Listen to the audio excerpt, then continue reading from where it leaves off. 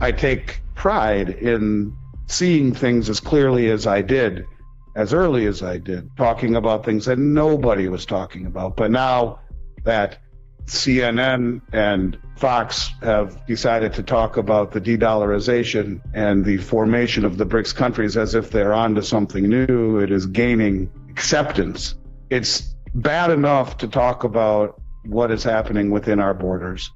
It is bad enough to realize that within the banking system, $126 billion were pulled out of the regional banks this last week, and close to $250 billion since the beginning of the banking crisis. And the ramifications of Janet Yellen saying that she will not backstop the regional banks unless the FOMC, the FDIC, herself and the president agree that these banks that need to be bailed out are systemic enough to justify it. In essence, she's lit a fuse underneath the banks. It's bad enough what's happening there, which has created chaos in our industry, where it's one thing to talk about the stock and the bond market being fragile, the real estate market showing signs of fragility. It's another thing to think that the bank that you've trusted your life savings to for your whole life, or your business, or your retirement accounts, or whatever it may be, if you're a farmer, even the loans that you have to buy your combine and your diesel fuel to plant your fields and all the working capital, you're wondering, what am I going to do? That's bad enough. That is exacerbating the trends that we are now seeing. And I counted close to 20 things that happened just this last week. So let's just run through several of them real quick. One, you have Saudi Arabia entered a trade alliance with China, Russia, India, and Pakistan in an attempt to step further away from the reliance on the dollar. This is all in the last week, okay? This is since we've last talked. You have China and France completing the first liquid natural gas trade using Chinese yuan, ending the reliance on the U.S. dollar for energy trades. You have China and Brazil, who is the second largest exporter of corn in the world, is now settling trades in their own currencies, ditching the dollar. You have a representative of the Russian State Duma. He's the State Duma deputy, and that's kind of like a branch of the government, that says what we already knew, that Brazil, Russia, India, China, and South Africa are developing a new currency, and that these currencies will have these new reserve currency pegged to commodities.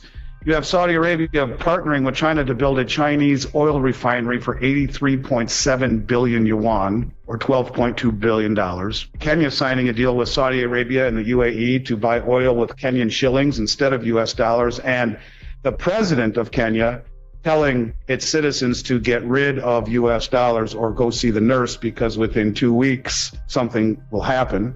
You have the Association of the Southeast Asian Nations considering dropping US dollar, euro, yen, and British pounds for local currency and financial settlements. And the top of the agenda is reducing dependence on the US dollar, the euro, the yen, and the pound from financial transactions. You have India agreeing to settle trade in Indian rupees with certain countries instead of US dollars, and those are countries that are having currency failure or dollar shortages. So they're coming in and saying, we'll trade with you even if you can't get dollars or you're having problems with your own local currency. You have the Chinese yuan surpasses the euro to become Brazil's second largest currency in foreign currency reserves. You have the U.S. Social Security funds, according to Reuters this last week, said that they're due to run out by 2033. Now, we've talked a lot about the $76 trillion shortfall in Social Security. You had our president come out and said that the banking crisis is not over yet.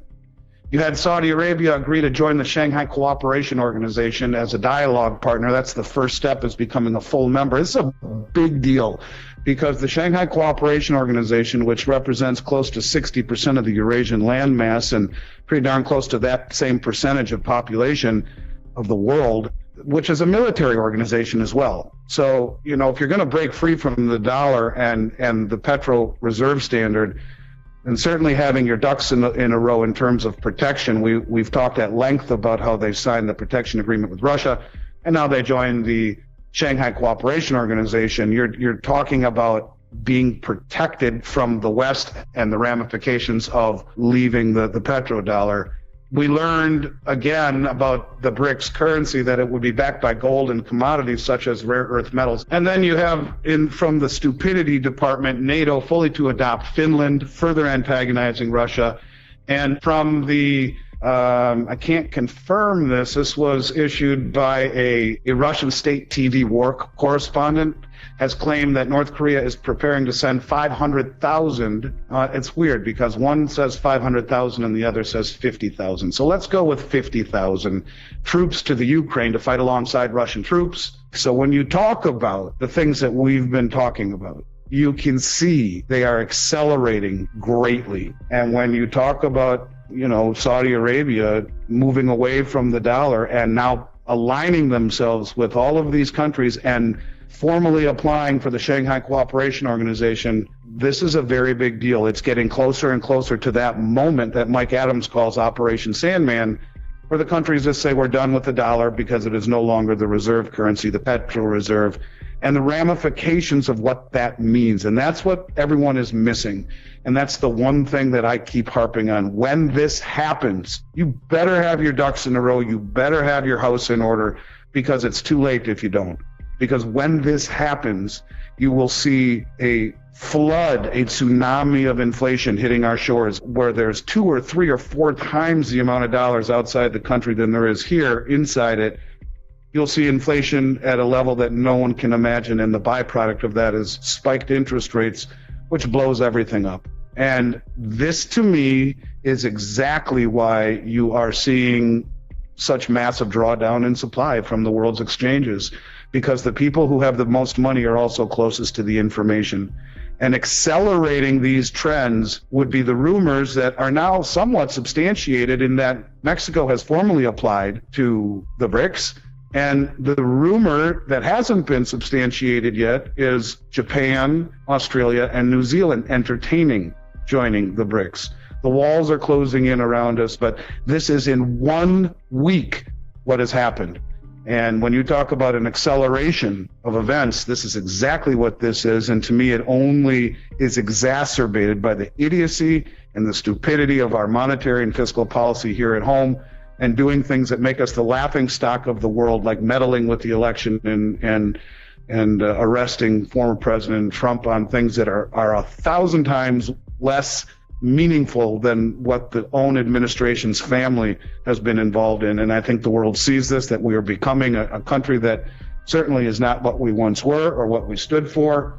And I think it's time for people to wake the heck up and stop looking at gold and silver to make money and look at it for what it is. It is a life raft in a boat that's about ready to go over the falls. And I think it's time for people to understand that.